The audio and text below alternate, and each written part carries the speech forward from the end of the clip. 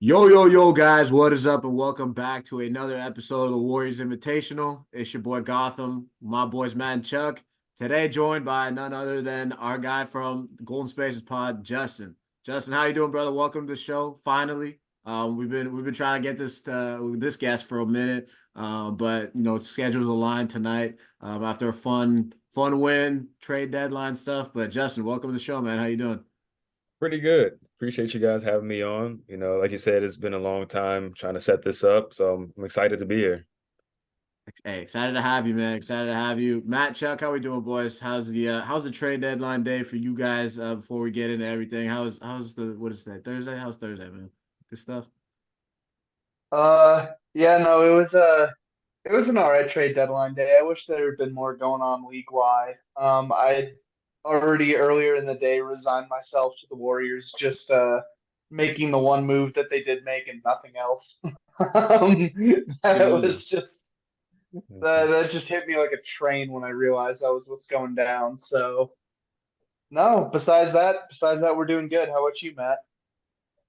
Honestly, man, all things considered, I don't feel too shitty. I thought for sure it was gonna be Wiggins and Moody out, Chris Paul still in. So uh mostly wrong, and I'll take that in this case. Wiggins still here after a good stretch. I thought Moody was going out for pennies. Instead, we'll get into it obviously. Corey Joseph going out is like a Christmas gift. Come early. It's like Christmas in May, man. What month is it? February. Christmas in February, man. This is great. It's good. I played some hoop tonight and I sacrificed my ankles for a Warriors win. It seems like I'm icing these things with frozen cauliflowers. That's fucking fantastic. So here I am. Hey, get well soon, man. Get well soon. But you're right. The Warriors did give you a nice day off, I guess, at the gym. 131, 109. Let's start with the good tonight. With 131, 109 against the Indiana Pacers. Just kind of continuing this good stretch of basketball. We were talking about it earlier. Just since the hiatus after the two postponements, after Coach Daggy's passing, they've gone. I think it's 6-3. I think to correct me if I'm wrong, but few heartbreakers in there. But the Warriors have now won five of their last six games, and just another kind of dominant performance on both ends. Some tough or some hard to stop baskets. In this one in the beginning, Steph with just a incredible 6 for 6 in the first quarter, gets subbed out and with 3 minutes left, but. The Warriors defense just picked up each as each quarter kind of went on, and you kind of see that this team is really coming together the last 10 to 12 games. Justin, just want to hear your thoughts, man. Just kick it off with you, brother. Last tonight, especially just with the Indy win, what'd you see? Kind of just building off of what has we've kind of seen in the last 10 to 12 games since Draymond's return, and the team's kind of starting to get healthy. And as the All-Star break kind of approaches, looks like they're turning the page on this season and trying to right the ship. Yeah, I mean that's starts with defense, right? Like Draymond, we knew when he was coming back to the team that he would have the sole responsibility of saving this team's defense, and so far he's kind of done that. I think since he's gotten back, they have a top five defensive rating in the league. Pretty sure. I want to say they have a top five offense as well, but they they're on a string, right? They're playing super hard, and I mean, kudos to Lester and Gee for when their numbers been called. They've come in and played it with tremendous amount of energy as well. Pods has continued what he's done all season, and Wiggins has kind of rounded back into form at least like 80%, 90% of what back into form looks like for him. I think he can get even better, which is encouraging. But they won on defense, like you just said, like 45 points in the first quarter from the Warriors is amazing, but it was obviously like Steph just hitting every single shot. And then from there, their offense kind of stalled a little bit, but their defense just completely stifled the Pacers. And I mean, if they can continue to do that, then it gives them a chance to win any night against any opponent. So definitely Draymond come back and revitalizing the defense is put more life into this team. 100%, 100%, Chester. Yeah, just throwing some numbers behind that, even though it's a little behind some of what we've seen from Draymond before. The defense is 3.3 points better per 100 possessions with Draymond on the court this season. He's so important to what they do. I think they jumped from like ninth in offensive rating to low 20s when he is not playing in games. So much of it is just mentality, the way he keeps everyone sort of organized together is really impressive. And especially when you look at the guys that they're throwing out there, when you're introducing Guy Santos and Lester Quinones to the rotation, essentially, and both are giving you pretty good minutes. That's an impressive thing to keep together on the defensive end of the floor because Indiana puts a ton of pressure on you. They're the kind of opponent where it's just a flare screen over here and that's not working, so they're running into a pick and roll. And then you're getting guys like flying out of the corners on exit screens. They put a real test for this team, especially on the second end of a back to back. So the fact that the defense was able to come together tonight really, really says a lot about this group. Yeah, my favorite stretch of this game, obviously the Steph just theatrics were awesome as always. I think Fitz like lost his voice on that 6-3, just one of the coolest calls I've seen. But my favorite stretch was, I think it was to end that third quarter, and it was Steph and Draymond were both out. I think it was Pods, Kuminga, Quinones, Guy Santos, and Saric, and it was like I want to say it was like a 11, 12 point lead, and they grew it going into the fourth quarter. And it was just fun, man. Like you guys said, the offense, it took a couple possessions for them to get something going, but defensively, man, these young guys in Gee and Lester, like you can really see the emphasis on the defensive end. And I know people throw around the Jordan Poole comparison with Lester Quinones, and that's a whole nother topic. But just the buy-in you're seeing on his end on the defensive end, there was a couple times he had a solid strip on either Halliburton or Nemhard or somebody, and just being at the right place, just the hustle. So, like you said, Chuck, just a back end of a back to back in a game, it really moves the road trip from a good road trip to a great one, going to 4-1 compared to 3-2. So really one of those kind of gotta have it, not gotta have it, but like you really want this one and to kind of cap off this 5 game stretch. So 4-1. At the end of the day, it's all about stacking dubs right now. And for a 5 game road trip coming off, some of those a couple of those heartbreaking losses on that homestand against the Kings and Lakers was a good sight to see. But Matt, I know you missed this one tonight, but just kind of what you I guess saw or read. What was your kind of My box score watching told me quite a bit, man. watching on this one? I'm gonna watch when we're off here, but I want to ask you guys. So the Warriors are kind of on like game 3 or 4 of playing diminished teams, right? Maxey feeling sick last week, no Embiid. They played Memphis, they played Brooklyn, who just by their nature is diminished. Where was the defense tonight in Halliburton real, or was it a function of him? He's got a hurt hamstring right now, right? So Justin, I'm gonna fire you, man. Did you take away from this? Like, hey, I've seen some Quinones stuff on Halliburton. I'm sure Wiggins saw some time on him. Are you seeing the Warriors defense as legit of late? Because of the competition, are you at a point, Justin, where it's like, hey, they're just getting wins right now, and that's what matters. But what's going on, especially tonight with Halliburton? I want to see what your thoughts are. Yeah, I think it's a little bit of both, right? Like you definitely have to take into consideration the level of opponent. Like we said with the Sixers, both times they played the Sixers, somebody was out, right? Whether it's Embiid playing hurt, Maxey's out, or Maxey's playing by himself with no Embiid. Tonight, it definitely didn't look like the same Halliburton. Like he wasn't like firing on all cylinders. He had a few good moves, but like he just didn't have the same type of pop. So even with that in consideration, like you have to say, okay, you still should shut them down, right? Like if Halliburton isn't playing at his best and they still cook you, like that's a problem. So like they took care of business and that's what they've been doing. So that's encouraging to see. That's Which why you could even say, like, sorry to cut you off, but like that was not what they were doing earlier in the season, right? They weren't taking care of business. Part of being a decent team even is beating shitty teams, right? So I'm gonna let you keep going. Oh yeah, no, you're right. You're right. I mean, they've been in how many clutch games at this point? Like 30, 34. like 34, like yes, sir. ridiculous, right? So clearly not all of those games are against amazing teams. So taking care of business is like one of the baby steps it takes for them to to improve as a team and get to where they need to be. And it's going to be a good test these next 4 games because they're playing 4 good/hot teams. So like you got Utah twice, I think Phoenix and the Clippers.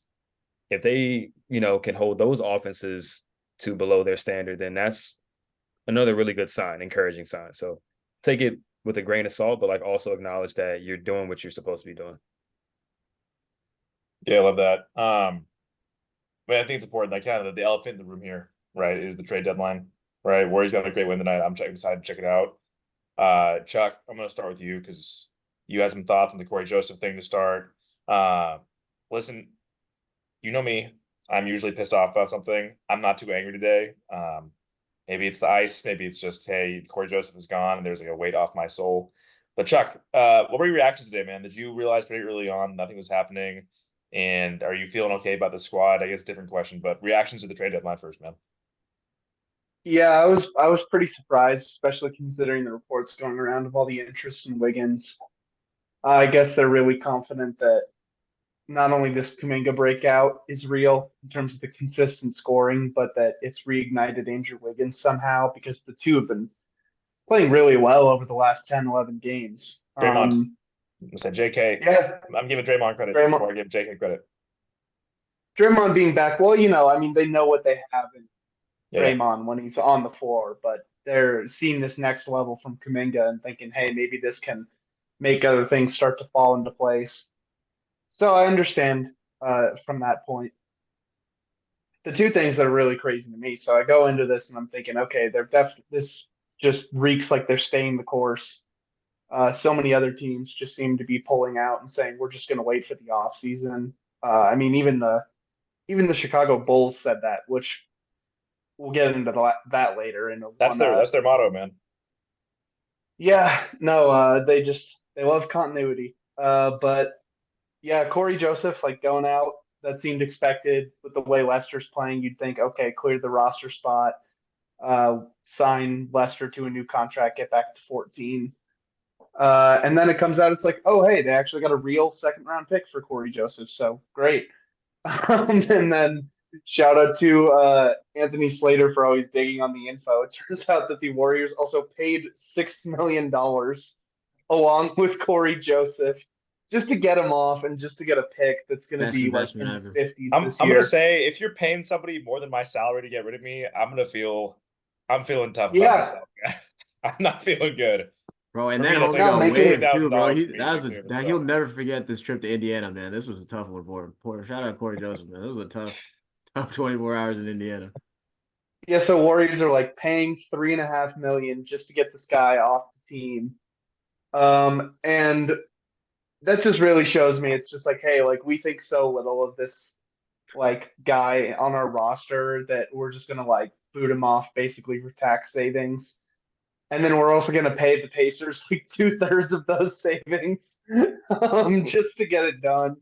Like, look, I mean, we don't have to watch Corey Joseph play anymore, and I'm happy about that. But it also just is such a like nasty look for the front office, especially considering that the third part of that trade was the fake Charlotte Hornets second round pick that the Warriors got for trading Brad Wanamaker when they did this exact thing 3 years ago. So it's just like such a full circle. Like, can we stop with the shitty veteran backup point guards on minimum deals, or like can at least try You to get a know, good one for what I keep once? imagining? I think Steve Kerr right now. Have you guys seen that meme going around of that British cop like screaming? He's on his knees, just screaming like no. Yeah, yeah. Oh yeah. That's how I imagine Steve Kerr's reaction when he finds out that Corey Joseph's off the squad, man. And he does it every year, man. Chris Giosa's gone, Wanamaker's gone. Jerome, I'm not no ripping on Ty Jerome. Ty Like Jerome was legit. he was legit, I'd but take back Ty Jerome. That yeah. was nice. So overall, Chuck, you sound exuberant, man. Steve Kerr's best friends out of here. I mean, I don't know about exuberant, but the one thing that I thought was really interesting that came through was the late trade chatter with Chicago, and the rumor floating around there is that the Warriors were trying to offer up Moses Moody, Trace Jackson Davis, a 2026 first, possibly a couple of seconds, all to get Alex Caruso. And the Chicago Bulls said, no, we are going to try to make the play in. I want to hear your guys' thoughts on that because we discussed it a little bit before the show. But like, let's say that trade rumor was what was offered. Reportedly, Chicago comes back, says we want Kuminga. Warriors say no, it's over. What do you guys think about that? Like, Justin, I want to hear from you. Like, if that deal had gone down, what would you think? Um, I think it would be a win-win for both, right? Because Moses isn't playing. Trace isn't playing. I would like for Moses to get an opportunity to play. Same thing with Trace. And then, I mean, Caruso would be amazing for the Warriors, right? Like, point of attack defender. We already know all the things that he can do. Shoot the ball, he can kind of handle as well. But for Chicago to turn that down, it's just kind of funny. It's like that's a pretty good package. Like a 2026 first plus two good young players for Caruso, who's obviously a good player, but he's a role player. Um, that's just a great package. I don't know why Chicago turned that down. That is like the reported thing was like they wanted an OG-esque deal. Like it's not exact same thing, but you're getting a good two young good dudes. You're getting that pick you said, Justin. If that's true, which again, Chicago has this track record now of just making really awesome decisions. I buy it. Truly astounding shit. Yeah, Truly. very much so. Like that's a great package. I think that's a slight overpay, to be honest, for Caruso. So for them to turn that down is like you just said, astounding shit. I think it's even funnier that there's a report like just based on that they wanted Kuminga instead of Moody or somebody else. They wanted Kuminga in the deal, and I just couldn't help but picture how fast the Warriors front office started laughing and was like, "Yo, no, this is done. Like, just shut the door on this." But no, that's look, man. Yeah, Justin, you kind of hit it, man. Caruso, we've wanted him for a while. Like he does the right things. Obviously, Steve Kerr, big fan of a guy like Caruso, and I think he'd fit in great, but. For the trade deadline and at the whole, man, like I feel like we were all, at least us three, we kind of knew like nothing really was gonna happen, barring something crazy going down. But the front office really has not ever been that active at the trade deadline. Like the biggest one I can remember is the D'Lo and Wiggins switch back in was it 19 or 20. So until we've seen them actually do some like a major move, I wasn't really going into it expecting anything. And honestly, as 12 o'clock Pacific kind of started approaching more, there's those rumors about Wiggins to Milwaukee for Portis, and I really didn't want that one done. Just given that what Wiggins, as he's kind of worked his way back, brings to the table compared to a guy like Bobby Portis, and I think it would have been like Connaughton or somebody else like that. Just didn't feel like the right move. So I'm happy they didn't make a move just to make a move.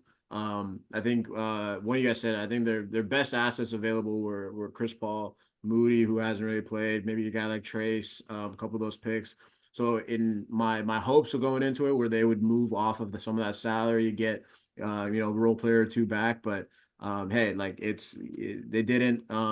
Whatever moves that they could have made today, they can make in July. So I'm not too bent out of shape. I do think that this team is starting to come together. So I am happy that there wasn't much of a shakeup. Sending out Wiggins, I think, might have been going a little too all in for not the package just wasn't worth it. So overall, I'm not as disappointed as I thought I'd be. So kind of same as you, Matt. I was going into No, it. I'm not even, man. I'm not. I don't feel disappointed today. Yeah, I am stoked they didn't do an actively stupid thing. That's the yeah, thing that exactly. Hey, again, sometimes that's what I was that's waiting the best for, thing and to that do. didn't Like happen, man. I sometimes think that's this the is kind best. of like a time to just kind of pivot to this next idea, right? Do the Warriors have enough to make a run? Because I'm going to start. I'm usually again. I am Eeyore. I'm well aware. Okay, I like this roster still. I think the biggest concerns for me are the Steve Kerr, Chris Paul addiction, and like Draymond wearing down. Well, that's like it for me.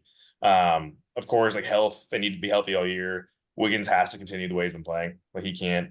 If he goes back to Wiggins of 2023, it's curtains. We can say goodnight, and it's a play and loss at best. But I think this roster, I'm not going to say stacked because stacked rosters aren't 11th in the West. With 30 games to go, but they have a lot of good pieces, and the five guys that kind of discovered, I'm not even, and again, death lineup pops in my head, right? This is not a death lineup. I can't, we've seen Iguodala and KD out there with these guys, so I can't say it. But I think this group is solid, and I think if they can figure out how to allocate Chris Paul's minutes properly when the time comes, and if Gary, again, GP getting back healthy is also huge. I don't know whose minutes he's taken, but they're going to need him to playoffs if they get there to shut anybody's water off. They don't have that right now, as well as Wiggins has been playing. And if Wiggins gets back to that, you just have all the more optionality. So again, to be clear, I think this roster is good. I think they can go on a run if they stay healthy. Charlie, I'm gonna start with you, man. What do you think, man? Are you confident this group can go on a run? Because Steve Kerr's been on his whole like, hey, he's gonna say it. He said something similar in the last few days. Chris Paul and Gary Payton are like the trade deadline acquisitions. We can't get guys better than that. That's not exactly how we look at things, but where are you at? Yeah, so I think when you're looking at a team that's had so much go wrong to start this year, when you have this run building up, for me, it's if you can make a run is contingent on a lot of things happening in a row. And the fortunate thing is that some of those have already happened, like Draymond returning to the lineup, not getting in any additional shenanigans, huge. Jonathan Kuminga playing the way he's played over the last month has been extremely important for this team. Now you're getting Moses Moody back, getting him in the rotation, seeing what's there. Now you got to check a few more boxes with how do you integrate Gary Payton? How do you integrate Chris Paul? And then when you finally have them like sorted in this rotation, can you keep yourself healthy until the end of the season? Because the margin for error is so thin. Like if one of those guys comes back, they don't quite figure it out. They start to stumble a little bit. It's going to be ugly. And if they have any additional injuries that pop up, it could get really ugly. So I love the way this team's been playing the last few games, but to make these, Matt, like you said, quote unquote, trade additions when you're getting GP2 and Chris Paul back, it has to go smoothly because if you keep running into the same questions you got earlier in the season, you keep dropping games, sitting below 500. There's just too much talent in the West. They're gonna keep chugging along. Yeah, it's tough. It's tough. Justin, where you at? Yeah, I kind of agree, but I think like since this roster was put together, I always saw this roster ceiling being very high, but it was one of those things where like everything has to go right, right? Like you just listed out, Draymond has to stay healthy and available. Wiggins has to be very good Wiggins and not the other Wiggins. Kuminga was going to have to kind of take that Jordan Poole leap, and it seems like he's taken one that's probably even higher than Jordan's. And Steph is going to be Steph, and Clay is going to have to get back to at least what he was during that stretch last year before he kind of like burned out and ran out of gas. Um, if you have that, that's just an extremely potent five that can at least compete with any other team's five. And then from there, it's like, okay, they have a lot of depth, but how do you put the combinations together? Looney getting sent to the bench kind of makes things a little bit weird if you bring Chris Paul back, because I'm sure Looney is like the lowest on the preferred big list for Chris Paul to play with. So how do you figure those out? How do you figure out Gary and Moody and Lester and all these other guys?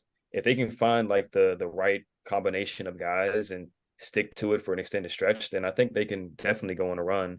Um, Maybe beyond the play-in. Like who knows if they can get to six, but I don't think it's out of the realm of possibility.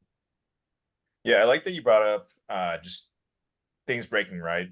I think it's gonna be so important for this team, and that's also I hate to say it, I'm nervous to say it, but I'm still this is again fuck myself. I'm sorry.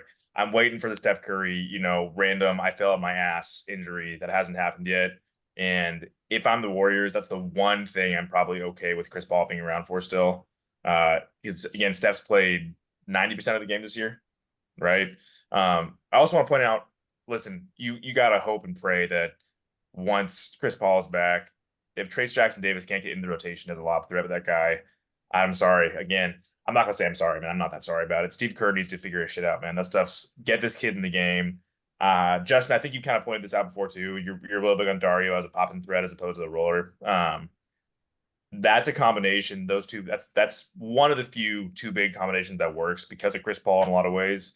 So you really, really got to see. It's tough for Loon, but he's got to be third or fourth big in this roster when Chris Paul gets back because they can get a lot of decent offense at least in that second unit with Dario stretching and popping and TJD rolling. So I'm hoping Chris Paul makes that work. I'm hoping Steve Kerr makes the adjustments there in no more than 15 to 20 minutes a game, to be clear. Yeah, I mean, I think you kind of touched on what the X factor is for if they can. I think it's Steve Kerr. We've talked about That's tough. We've talked about Steve Kerr all year, man. Like they're, questionable, rotation decisions, substitution patterns, whatever it is. But earlier in the year, I've gotten to the point where I'm willing to kind of cut him some slack in terms of some new guys on the roster, young guys are stepping up, playing well. Draymond this time, Wiggins hasn't played well. So there's a lot of stuff that went into some of those combinations, and I'm willing to give him that. But now that you found a good stretch, you found your five that like you said, Matt, it looks like a very dangerous five in that Steph, Clay, Wiggins, JK, Draymond lineup, defensively, offensively. JK's taking the leap. So yeah, if Steve Kerr can handle playing a lot of guys, because they're still like 8 9 people deep right now, and you're missing CP, GP, Moses still kind of working his way back into the rotation, and guys like Lester and Guy Santos have stepped in, and so you're still going to be whatever 11 12 deep, or whatever 11, let's call it 11 deep. We haven't seen Steve Kerr be able to coach well with so many options this year. At least from the eye test. So my biggest X factor on them going on a run is finding that right combination, finding that sweet spot, and that is on Steve Kerr. Can they do it? Absolutely. I don't think anything that, like you said, barring any health concerns. I'm with you, Matt. I'm never really the one to kind of, always more optimistic, but I'm with you. That Steph injury is just, I don't want to think about it. I hope it doesn't happen. I hope he plays 78 games or whatever, how much ever it takes. But, you're one Steph injury away. So to maximize on how well he's been playing, how great he looks, how healthy he is, it's going to be on Steve Kerr to press those buttons, find those right combinations, and use Chris Paul in that 15 to 20 as a backup point guard, which is what he is on Do this you guys team. feel like Steve's willingness of late to close without guys like Clay, for example, is a good omen going forward? Just that, because we know Steve Kerr's tendencies, right? We know he likes his guys. We know he takes a long time to go away from his guys. And in a lot of ways, we know that's a strength, right? He gives his guys a lot of leeway, and that allows guys to find their way. We've also seen it be a detriment. Does this bode well to all y'all? Chuck, I'll start with you, man, but does it bode well that he's been willing to bench Clay in some of these games for whomever, that maybe he's not going to be so addicted to Chris Paul in that closing group? I think so because there's really only one player that under no circumstance is not going in the closing lineup, Steph. So I think if you establish the mentality of like, hey, we know Steph's going to be there. We got a lot of things to work in around him, and we got a lot of guys who are going to be playing on a given night. So sometimes there's always going to be an odd man out. It's going to be Kuminga. It's going to be Wiggins. It might even be Draymond, Chris Paul, Klay Thompson. Like all these guys gotta wonder where they fit in, and they got to know that the pressure's on to be part of that closing group every night because that's kind of the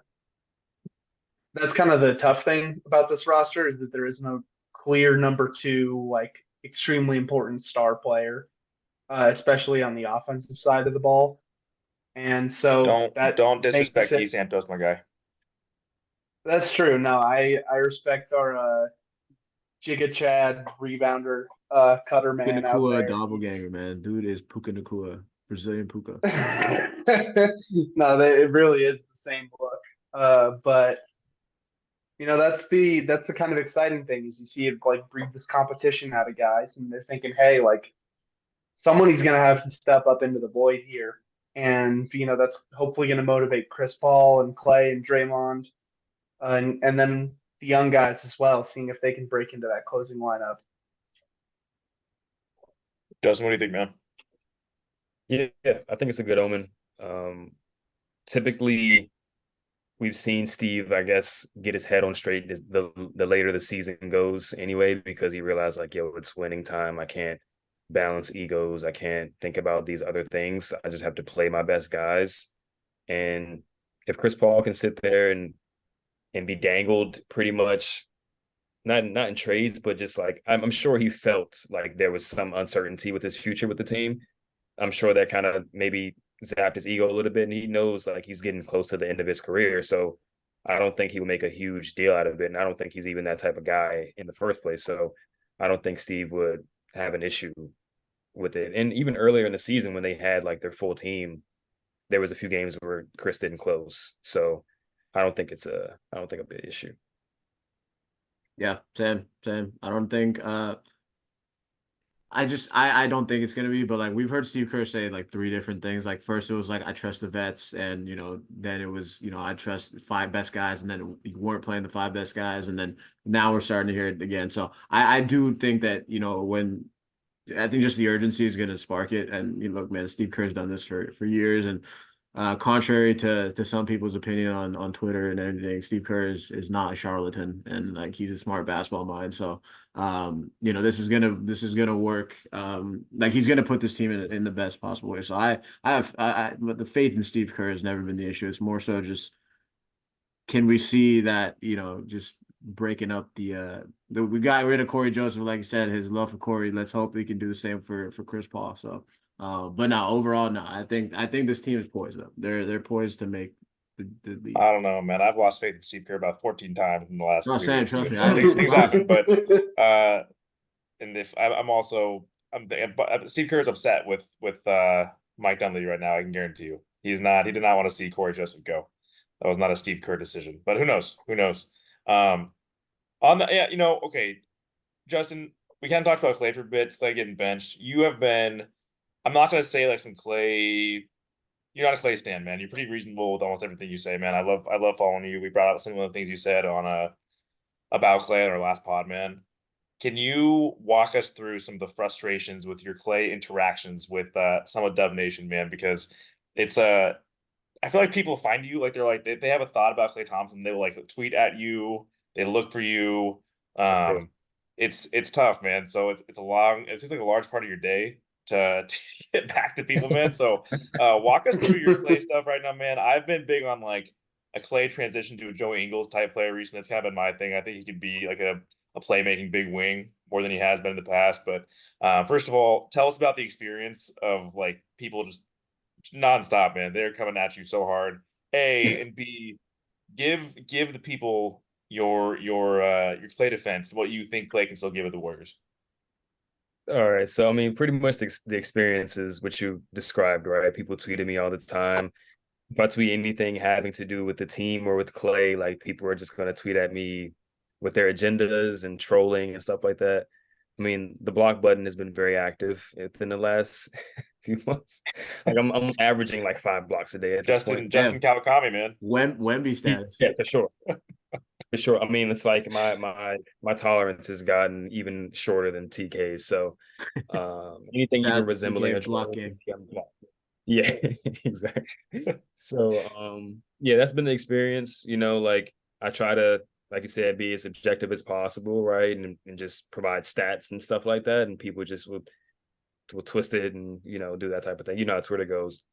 But as far as Clay as a player, um, I like what you said as far as like a Joe Ingles type. Like I think he's somewhere like he's definitely above role player, right? But he's not quite a star anymore, right? Like he can have star moments, but I think for the most part on average, like he's someone who obviously provides a ridiculous amount of gravity and spacing, right? He's pulling guys with him wherever he goes on the court. Only one guy though, Justin, never two though, right? Number two, apparently. Like there's multiple guys on Twitter who thinks he only brings one guy with him. But yeah, like we can even see like there's a lot of plays where JK is getting one-on-ones going downhill with a guy who's like on his side instead of in front of him because either Steph or Clay has ran through and pulled a guy away from the help side and stuff like that. Like that happens a lot. I think he's a guy who you can run not necessarily your offense through in the second unit, but you can use him in a way that allows your offense to run a lot more smoothly. And I think we saw tonight how it looks without him, right? When there's no Steph on the court hitting every single shot, they struggle in the half court to generate offense. But when Clay's out there, the fact that he can pull multiple guys helps them, just get easier looks. So I do think he needs to hit his open shots, right? Like that's first and foremost. If he hits his open shots, I think he looks a lot closer to a star level player than what he's looked like this season. He's hitting a ton of his contested ones. He's just not hitting the open ones at a clip that he needs to, right? When he did, he led the league in threes last year. So I think he's a scalable defender. He's not a lockdown guy anymore, but he can scale up and down a little bit, switch on some guys, guard bigger wings really well. He doesn't really rebound, get steals, or get blocks. So his defensive metrics are not going to look good, especially like the advanced ones. So yeah, I just think people like the way Clay is assessed, it's like, is he making shots or not? If he's not making shots, a lot of people don't see the other valuable things that he does. So it's like, oh, he's washed. He's not hitting 10 threes in a game anymore. Like he just needs to hang him up, go to the bench or whatever. I don't think that's quite where he's at, right? Like he's not where he used to be, obviously, but I think he's still a high-end starter. And I think the best version of Clay can give you star moments still. And, his baseline value is just something that they absolutely need to be the best version of themselves, regardless of if he's giving you star value or not. I like how you said that he's capable of star moments, and I think that's the perfect way to put like where Klay Thompson is at in his career. Like we've seen it, like you said last year, the stretch. I think he was averaging like 25 or something for 2 or 3 months, and obviously the gas ran out. So that was a fire way to put it. But I just wanted to know like when you see him kind of struggling with the shot selection or the mentality of it. I know the other night after. Atlanta or Brooklyn, whoever it was, but when he got benched, you could see like it was genuinely like a very sobering moment to hear like a guy who's obviously been at the top of the NBA and one of the best players to start embracing that. How much? I guess I don't want to make it sound like you're preaching to Clay, but like what's that thought process in your eyes? Like how do you think Clay gets over that hump to embrace it? Has he started to? Was that press conference or whatever it was that kind of the beginning of Clay starting to embrace, hey, like I'm not that guy anymore. I have to pick and choose my moments when, like you said, when the star moments are there, like obviously he's gonna be out there, but when they're not, like to embrace that more so. Not I don't know, Joe Ingles, like I know Matt, you want to say, but like that kind of level of like impact on the team because you like you said the gravity's still there and like when he's hitting the shots, it's awesome. So like it looks like a Clay Volt. So just from your eyes, what are you seeing in that sense from Clay himself? Yeah, I mean, I think if you look at the whole season, like the season as a whole, it doesn't look like he's chasing star Clay. I think he just wants to just be a really good player still, right? And there's just like nights where he doesn't have it. And I think mentally, everyone telling him he's not as good anymore, the contract situation, no matter like what's going on behind the scenes with that, who knows? I think all that's mentally kind of weighing on him and it's making him overthink a little bit. And you know how with players like Clay, who's a rhythm player, his play style is high variance, but he just made a Hall of Fame career out of it being not very high variance for him, which is crazy, and Steph as well. So like when he gets to a certain level in his career where he can't sustain or he can't be as consistent as he used to be, I'm sure that mentally weighs on him as well. And when a player like that gets into a slump, it kind of grows, right? We saw it with Steph in 2022, where there was a multitude of things going on with him, with the hand injury and the record coming up, and all these different narratives about him and the team. And that materialized into him having the worst shooting season of his career, and then he found it back in the playoffs. So I think something similar is happening with Clay because, like I said, he's missing a ton of the open ones, like set his feet, take a dribble, shoot it wide open, and just missing those, right? So I think once he gets over that, he'll be able to play a little bit more consistent. And I think overall, like to answer your question, I don't think he's like having an issue accepting that he's no longer like a superstar or an all-star anymore. I think it's more so him coming to reality like, okay, if I'm not doing my best, like I'm not gonna play. Like that's tough to handle, right? So just him playing more consistent, I think will have him, having a little bit more level head. But I don't think it's necessarily going to be an issue. And Steve even said like he's embracing this moment, that's this change in his career where he's kind of realizing he's not one of the guarantee guys every single night anymore. Yeah, totally. Godspeed, Clay. Figure it out. We got you, brother. I think he's gonna figure it out, man. I feel good about.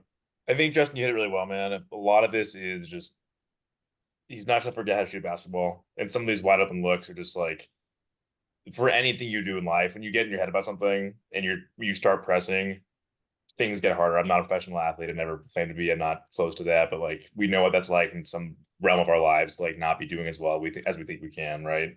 And to seek that and to fail at it. So I do think I think Clay's gonna be fine. I'm not worried about Clay being like a good NBA player. Yeah, and I think just changing some of his process will help create more consistency. I think we saw that in Brooklyn where he's going into the mid range a little bit more. He's getting to the basket a little bit more. he's not the best finisher at the rim, but I think if he just gets inside the 3-point line, he'll have a lot more opportunities to just get easier shots. And then that'll allow for his three to come along. And then just focusing on like defending, rebounding, moving the ball, like those things outside of shooting, I think can help him, just get into the game a little bit more and just get his rhythm earlier. Or even just letting him find guys diving to the rim, man. If he's coming off a screen, we watched, all last year, early this year, Looney. I'm starting to call Looney the assist assassin, man, because he's just like he gets dimes, man. He's just we know the thousand pump fake movie has. It's tough, but with Clay and Trace, you see a lot more of like, oh, okay, Clay has a few assists because this guy who's diving to the rim and Clay takes two, he's actually finishing the basket, right? And so I don't know. There's a lot Clay still has to offer. I keep saying Ingles. I like Ingles a lot as a player. I always have, man. The guy's just like this. He's like swaggy chunky. I call him, man. He's the sexy, goofy Australian guy who has no business doing what he's doing out there. But he passes the hell out of the ball. He shoots the hell out of the ball. He's not this crazy athlete. And obviously every player is different, but I think Clay could really look a lot into that role. And again, operate off the elbows, operate off 3-point line. I think he could do a lot of good. Chuck, you got anything you want to add, my guy? No, I think you guys hit it well. Like just realigning what Clay needs to focus on is really important. And that's also a huge part of, what does this team do if the Kaminga breakout is like looking sustainable and he's looking like the guy who's going to be the second pressure point of the offense, then, Clay has to think about how he can realign things. Is he still going to be running the same off ball, but looking to, hit those passes to cutters, duck ins, like get it back out to Kaminga while the defense is unsettled to let him drive? I think, and yeah, focusing on defense and rebounding is really important for a guy of his size with the kind of personnel they have. And it's going to be interesting to see how Clay adjusts things going forward. But I do think there's still a great player in there. Totally. Totally. Well said, guys. Before we get out of here, man, Justin, you kind of hit on it a little earlier. Big stretch coming up for the Warriors. Obviously, they're sitting here now at 24-25, one game under 500, almost, getting back over the hump. But they got Phoenix, Utah, the Clippers, and then Utah before the All-Star break, and then they kick off the second half of the season, if you want to call it, against the Lakers. So we'll look at these next four going into the break, but just how important is this stretch? Because I don't want to make it seem like this is the season, because it's not. Obviously it's not over if they don't do well, but having a good stretch to go into this All-Star break, and if you're at 500, maybe a game above 500, whatever that looks like, just how important would that be for the Warriors, just to cap off this kind of momentum swing that they've had in the last 10 to 12, and going into All-Star break with some serious momentum, and getting ready for a we believe type stretch run to like you said, get into that 6th seed, 7th, 8th, whatever it is, but kind of lock themselves back into that playoff contention. And Yeah, what man. would your prediction be for the next four? Give us a little a schedule or it's whatever prediction for the record. Record based. Record prediction. I might have retired myself from the prediction game because they never do. Nope, not here. All right, Not so here. just call it 0-4. Just call it 0-4, but it's gonna be the other way around. I'm going to predict more wins than losses. That's what I'm gonna say. Love So it. at least three. All right, at least three out of four. I guess you can't have more wins than losses. They're 2-2, but yeah, I mean, this is a huge stretch, right? Like these are like 4 games against decent teams, like better competition than you've seen in the last few games. At least like Phoenix, I'm not sure if Booker's going to play. He didn't play tonight. I don't know if he's hurt or not, but I mean, Phoenix has been playing well. Seems like they're finding something, right? They're clicking. So if you can put together a good defensive showing against them, then you can pretty much, hang your hat like, okay, we can guard really against good teams. The Jazz, I mean, the Clippers as well. Like the Clippers have been the best team in the league since, like after that 0-6 stretch when they first got Harden. Like since they took off, they've stayed off, right? So they've played the Clippers well, but if you can play these two teams well, then that shows you something, right? At least we can compete with these guys. We may be able to put together a run, and the 2 games against the Jazz is just going to be one in Utah and then one in the back-to-back. So those are just going to be 2 tough games regardless. So huge stretch. If they can come out of this with 3 wins, then it's okay. Like, okay, we might be cooking with something. Like, we really might be cooking. Like, I know you said like it doesn't make or break the season, but I think it can make the season. Like, I don't know if it will break it, but it can definitely make it. I think Yep. it'll put you back over 500 against some good competition going into the All-Star break, feeling good. You get another extended break of getting your bodies right and gearing up for the second half of the season. And I think that would be the nice momentum push they need to, you know, set them up for an extended run. Make the season. Chuckster, how you feeling? What's your take? I feel good about it. I mean, these are some winnable games. You know, both Phoenix and LA playing some good basketball, as you said, Justin. But you know, the Jazz are beatable. We know that, and they need to beat the Jazz to catch up ground on the play-in right now. I think it's safe to say that they'll keep the momentum at least and give 2-2, but I think they can pull off 3-1. You know, you take care of business against Utah, you pull off one of the games against these Western contenders, and now the momentum just keeps rolling. Matt? Chuck, love that, man. Oh man, you know what? I actually feel good. I don't know what's happened to me, guys. I'm feeling happy and good about things. There's no reason to. But Hojo's gone. what'd you say? Hojo's gone. That's why you're feeling. Yeah, that might be it, man. The devil out of my soul is good. So I don't. I'm not gonna get ahead of myself. I'm sorry. I'm gonna say 2-2. That's the best I can do, man.